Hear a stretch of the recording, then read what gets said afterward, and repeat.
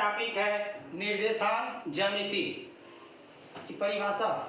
ज्यामिति की वह शाखा जिसमें किसी समतल पर बिंदुओं, वास्तविक संख्याओं के क्रमित युग्मों, रेखाओं तथा वक्रों को बीजीय समीकरण द्वारा व्यक्त किया जाता है तो निर्देशांक ज्यामिति कहलाता है। अर्थात गणित की वह शाखा जिसकी सहायता से किसी समतल पर रखी वस्तु की स्थिति ज्ञात की जा सकती है। समकोणिक कार्तिक निर्देशांक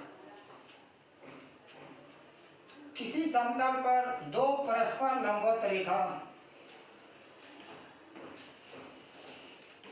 x o x dash y o y dash जो एक दूसरे को बिंदु O पर प्रतिच्छेद करती है तो किसी समतल पर दो परस्पर लंबवत रेखाओं को हम निर्देशांक कहते हैं। या क्षैतिज रेखा x o x डैश को हम x अक्ष, ऊर्ध्वाधर रेखा y o y डैश को हम y अक्ष कहते हैं। और इन दोनों अक्षों का कटान बिंदु ही मूल बिंदु कहलाता है।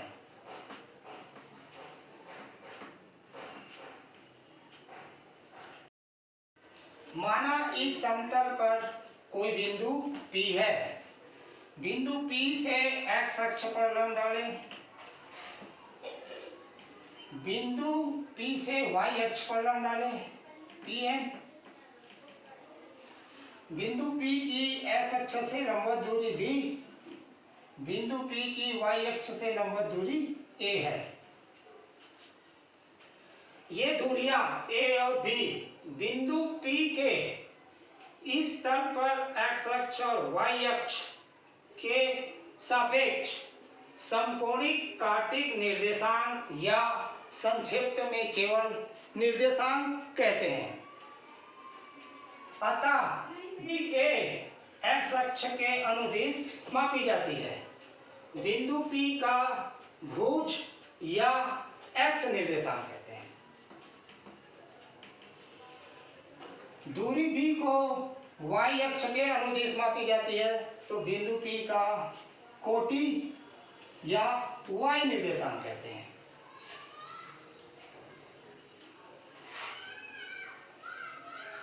निर्देशांक। अब आता है टॉपिक आपका कार्तिक पद्धति। कार्तिक पद्धति एक तल पर स्थित किसी बिंदु की स्थिति उस तल के दो परस्पर लंबवत रेखाओं जिन्हें निर्देशांक कहते हैं की सहायता से ज्ञात की जाती है तो उसे हम कार्तिक पद्धति कहते हैं। निर्देशांकों का निरूपण। तो टॉपिक आता है आपका पहले निर्देशांक। किसी बिंदु की स्थिति को दर्शाने वाला संख्याओं के क्रमित युग्मों को निर्देशांक कहते हैं। अब निर्देशांक का निरूपण।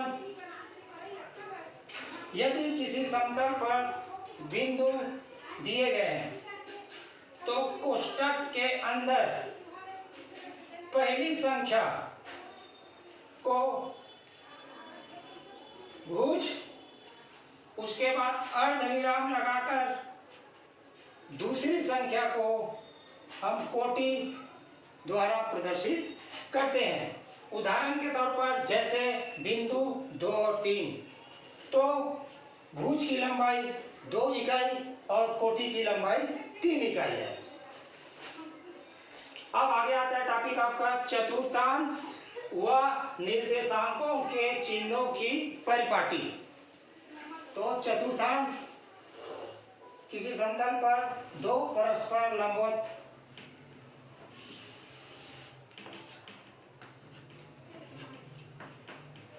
रेखा x o x dash y o y dash किसी समतल पर दो परस्पर लंबवत रेखाएं हैं जो समतल को 4 भागों में विभाजित करती है। तो हम प्रत्येक भाग को हम चतुर्थांश कहते हैं। एक्स ओ वाई प्रथम चतुर्थांश,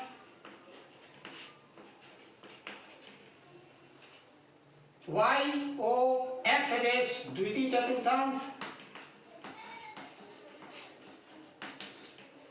x dash o y dash को हम तृतीय चतुर्थांश,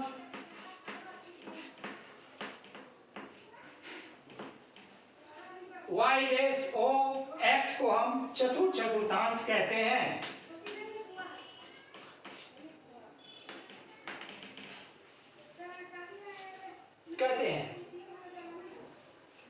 मूल बिंदु से एक्स अक्ष में दाईं ओर के भाग ओ एक्स को एक्स अक्ष की धन दिशा कहते हैं। मूल बिंदु से बाईं ओर ओ एक्स डैश भाग को हम एक्स अक्ष की ऋण दिशा कहते हैं। तो ये धनात्मक, ये ऋणात्मक। मूल बिंदु से y अक्ष में ऊपर की ओर के भाग ओ y को हम धनात्मक y अक्ष, और मूल बिंदु से y अक्ष में नीचे की ओर के भाग ओ y डैश को ऋणात्मक y अक्ष कहते हैं। चिन्हों की प्रॉपर्टी तो स्पष्ट दिख रहा है। प्रथम चतुर्थांश में भुज और कोटि का चिन्ह दोनों धनात्मक है, तो कोटि धनात्मक, भुजा धनात्मक और कोटि धनात्मक। द्वितीय चतुर्थांश में भुजा और कोटि का चिन्ह क्या होता है? स्पष्ट है, ऐसा ऋणात्मक है, यानी भुज का मान ऋणात्मक होगा और कोटि का मान धनात्मक होगा। तृतीय चतुर्थांश में भुज और कोटि ये ऋणात्मक है, तो दोनों ऋणात्मक है, तो भुज का मान ऋणात्मक और कोटि का मान ऋणात्मक। चतुर्थ चतुर्थांश में धनात्मक और ऋणात्मक, यानी एक्स अक्ष धनात्मक है और वाई अक्ष ऋणात्मक है, तो भुज का मान धनात्मक होगा और कोटि का मान ऋणात्मक होगा। इस प्रकार प्रथम चतुर्थांश में भुज दोनों धनात्मक होते हैं, द्वितीय चतुर्थांश में भुज ऋणात्मक, कोटि धनात्मक, तृतीय चतुर्थांश में भुज और कोटि दोनों ऋणात्मक होते हैं, चतुर्थ चतुर्थांश में भुज धनात्मक और कोटि ऋणात्मक होते हैं।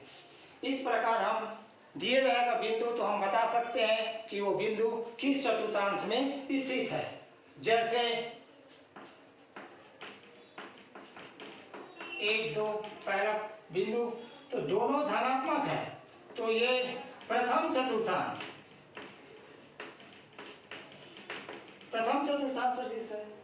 दूसरा बिंदु ले लेते हैं -2 -3, तो दोनों ऋणात्मक है, तो स्पष्ट दिख रहा है दोनों ऋणात्मक है, यानी तृतीय चतुर्थांश। और बिंदु ले लेते हैं -3 ऋण 4, तीसरा बिंदु है भुज धनात्मक है, कोटि ऋणात्मक है, तो चतुर्थांश में दिख रहा है आपका चतुर्थ चतुर्थांश, तो ये बिंदु चतुर्थ चतुर्थांश में स्थित है। इसी प्रकार हम बता सकते हैं। अगला टॉपिक है कार्तीय तल। वह तल जिसमें निर्देशाक्ष और चारों चतुर्थांश स्थित होते हैं उसे हम कार्तीय तल कहते हैं।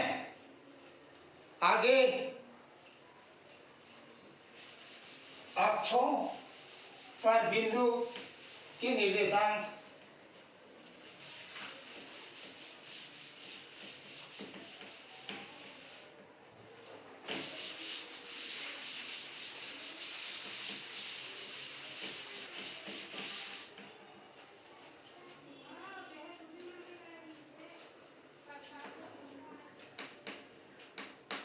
अक्षों पर बिंदु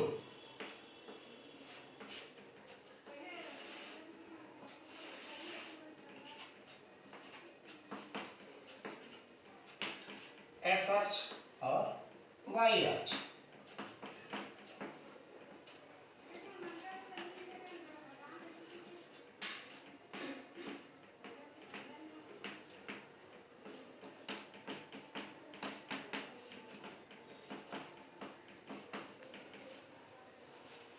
यदि कोई बिंदु x अक्ष पर स्थित है तो मूल बिंदु से उस बिंदु तक केवल एक ही दूरी चलनी होगी, क्योंकि इस बिंदु की s अक्ष से लंबवत दूरी 0 है, अर्थात उस बिंदु के y निर्देशांक 0 होंगे।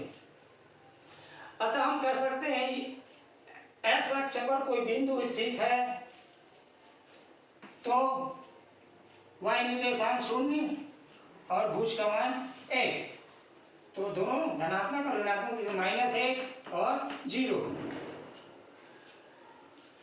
उसी प्रकार हम यदि कोई बिंदु y अक्ष पर स्थित है तो मूल बिंदु से उस बिंदु की दूरी केवल एक ही दूरी चलनी होगी और इस बिंदु की y अक्ष से लंबवत दूरी 0 है, अतः इस बिंदु के x निर्देशांक 0 होंगे, y 0y या 0 -y।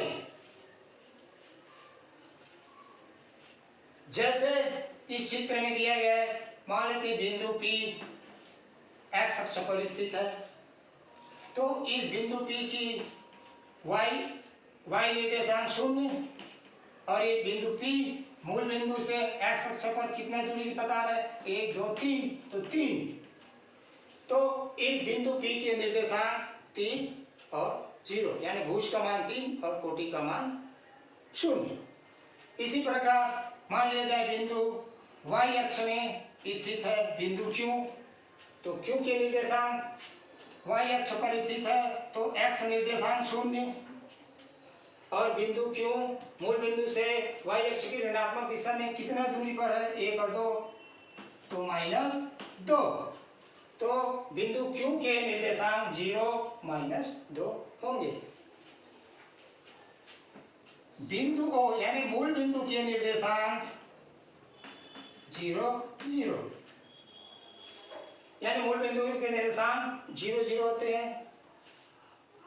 और इस प्रकार हम कह सकते हैं यदि कोई बिंदु x अक्ष पर स्थित है तो कोटि का मान 0 होगा या y निर्देशांक 0 होगा। इसी प्रकार y अक्ष पर कोई बिंदु स्थित है तो भुज का मान 0 होगा या x निर्देशांक 0 होगा।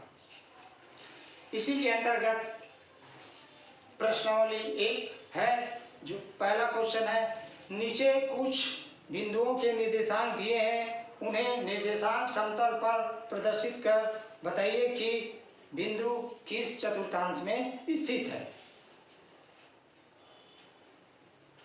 जैसे दूसरा -5 और 6, पहले इसको हम निर्देशांक समतल पर प्रदर्शित करना है।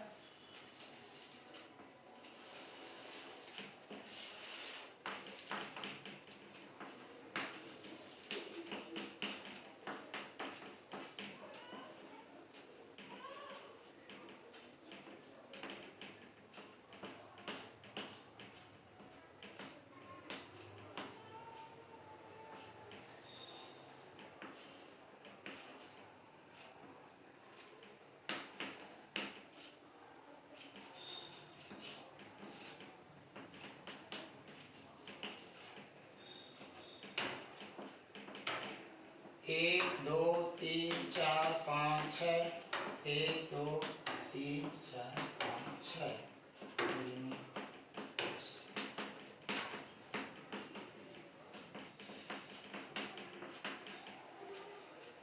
ये समतल हो गया निर्देशांक। अब इस बिंदु को इस समतल पर प्रदर्शित करना है, तो बिंदु बता रहा है भुज का मान -5, यानी s अक्ष की ऋणात्मक दिशा में 5, ये बिंदु आपका s अक्ष की दिशा में 5, और कोटि का मान दिया हुआ 6, जो कि y अक्ष की धनात्मक दिशा में है, ये 6, तो यहाँ से लंबवत और यहाँ से भी लंबवत, तो ये दोनों बिंदु कहीं के मिलेगा बिंदु P जिसके निर्देशांक -5 और 6। तो स्पष्ट हो गया कि ये बिंदु द्वितीय चतुर्थांश पर स्थित है। ऐसे और प्रश्न है जिसे बनाना है। दूसरा क्वेश्चन दिया है, बिंदुओं के निर्देशांक के आधार पर बताइए कि बिंदु किस अक्ष पर स्थित है। तो ये भी बता सकते हैं। जैसे पहला क्वेश्चन दिया है 0, 5, ये बिंदु किस अक्ष पर स्थित है। तो भुज का मान 0 बता रहा है, यानी ये बिंदु y अक्ष पर स्थित होगा।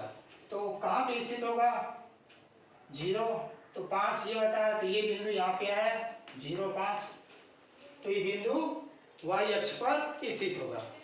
क्वेश्चन नंबर 3, रिक्त स्थानों की पूर्ति कीजिए, बना लेना। आगे है आपका टॉपिक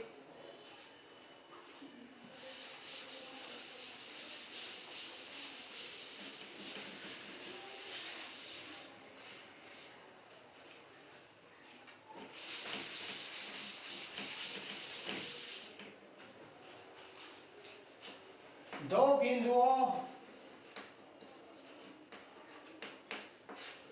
के बीच की दूरी, दो बिंदुओं के बीच की दूरी ज्ञात करना है।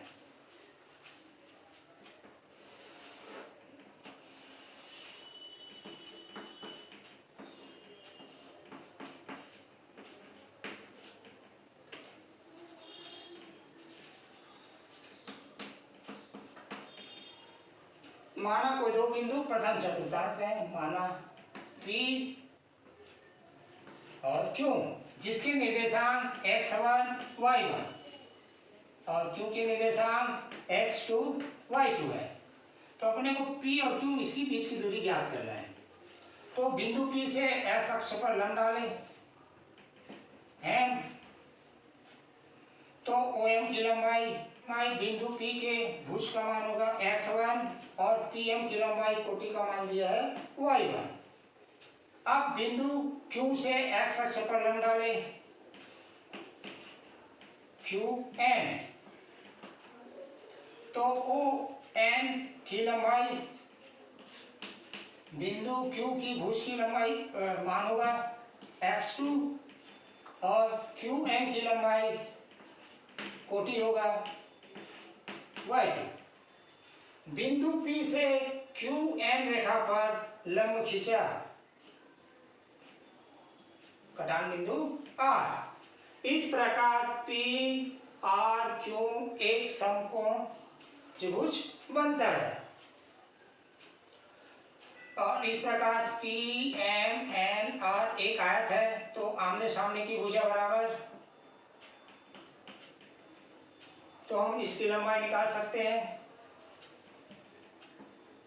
MN बराबर ON में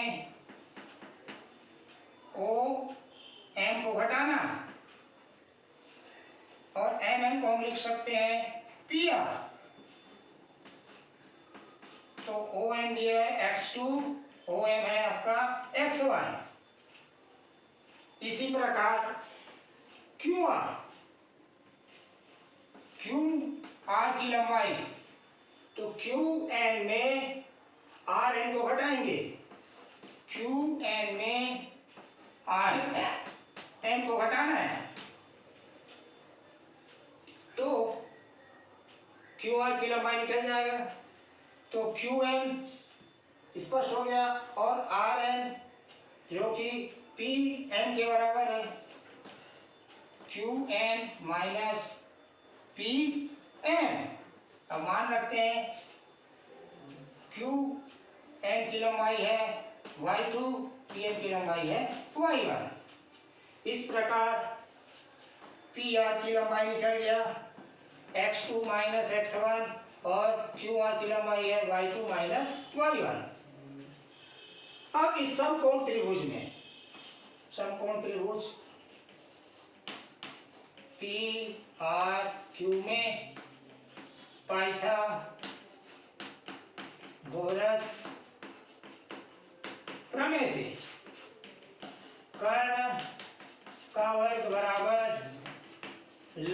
का वर्ग धन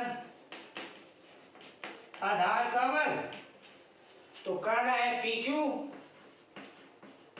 का वर्ग, लंब दिया है, लंब इसमें कौन नहीं दिया था, लंब ये भी ले सकते हैं ये भी ले सकते हैं। तो PR के घाते 2 धन QR के घाते 2, मान रखते हैं x2 माइनस x1 पूरे के घाते 2 धन y2 माइनस y1 पूरे के घाते 2। तो PQ बराबर करनी x2 माइनस x1 का घातो धन y2 माइनस y1 का पूरे के घाते 2। इस प्रकार दो बिंदुओं के बीच की दूरी का सूत्र प्राप्त होता है। x2 माइनस x1 के घाते 2 धन y2 माइनस y1 पूरे के घाते 2 पूरे का करनी। अब एक उदाहरण के माध्यम से हम दूरी कैसे निकालते हैं।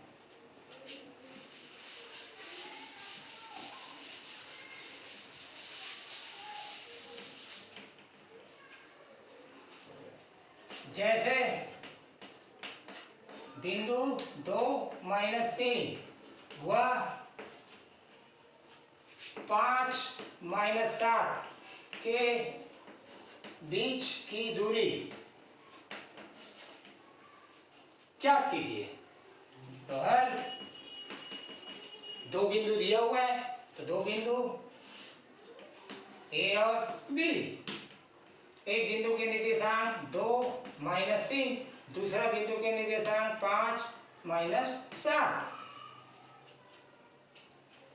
तो ये हो जाएगा पहला बिंदु x1 और y1, दूसरा बिंदु हो जाएगा x2 और y2, यानी x1 का मान 2, y1 का मान -3, x2 का मान 5 और y2 का मान -7। अब सूत्र लगाएंगे, दूरी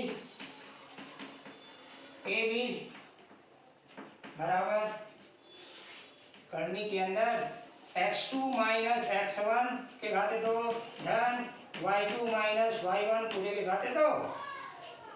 अब मान रखते हैं x2 का मान दिया है 5 माइनस x1 का मान दिया है 2 घाते 2 धन y2 का मान दिया है -7 ऋण चिन्ह और y1 का मान दिया है -3 पूरे के घाते 2। अब सरल करते हैं, तो 5 में 2 3 के घाते 2 धन ऋण 7 ऋण ऋण धन 3 पूरे के घाते 2। आगे 3 को 2 बार तो 9 धन ऋण 7 धन 3 घटाएंगे तो -4 के घाते 2।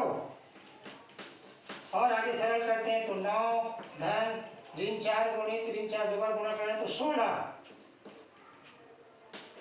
और आगे सरल करते हैं तो 25। अब 25 का करनी हटाएंगे तो 5, तो 5 इकाई, यानी इन दिए गए दो बिंदुओं के बीच की दूरी 5 इकाई प्राप्त हो गया। इस प्रकार दो बिंदु दिया रहेगा तो हम दूरी ज्ञात कर सकते हैं। इसी के अंतर्गत प्रश्नावली है आपका 2 का क्वेश्चन क्रमांक 1 2 3, तीनों क्वेश्चनों में दो बिंदु दिया रहेगा तो हम दूरी निकाल सकते हैं। तो मैंने लिया क्वेश्चन क्रमांक 3।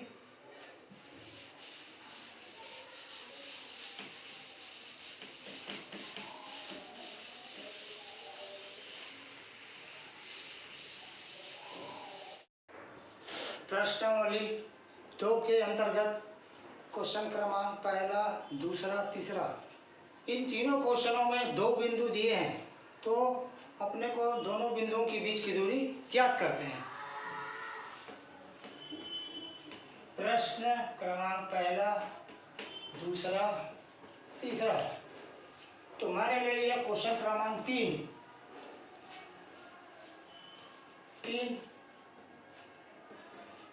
बिंदु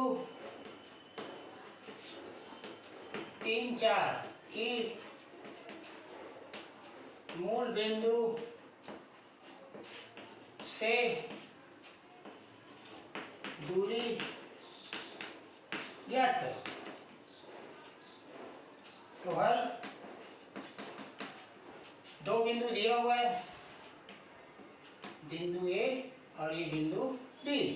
तो पहला बिंदु है 3, 4, अब दूसरा बिंदु बोल रहा है मूल बिंदु। तो हम जानते हैं मूल बिंदु के निर्देशांक 0, 0, यानी भुज का मान 0 और कोटि का मान 0। तो ये पहला बिंदु है तो x1 y1, दूसरा बिंदु है तो x2 y2। x1 का मान 3, y1 का मान 4, x2 का मान 0, y2 का मान 0। तो अब सूत्र दूरी बराबर करनी x2 माइनस x1 पूरे के घाते 2 धन y2 माइनस y1 पूरे के घाते 2। अब इन सूत्रों में मान रखते हैं। x2 का मान दिया 0 माइनस x1 का मान दिया 3 पूरे के घाते 2 धन y2 का मान दिया है 0 माइनस y1 का मान दिया है 4 पूरे के घाते 2। आगे सरल करते हैं तो -3 के घाते 2 धन -4 के घाते 2। अब दो बार गुणा करना है तो -3 गुणा -3, तो ऋण ऋण गुणा करने से धन 3 तिके 9 धन इसी प्रकार -4 गुणा -4 तो धन 16। अब 9 में 16 जोड़ेंगे तो आएगा 25 और करनी लगाए।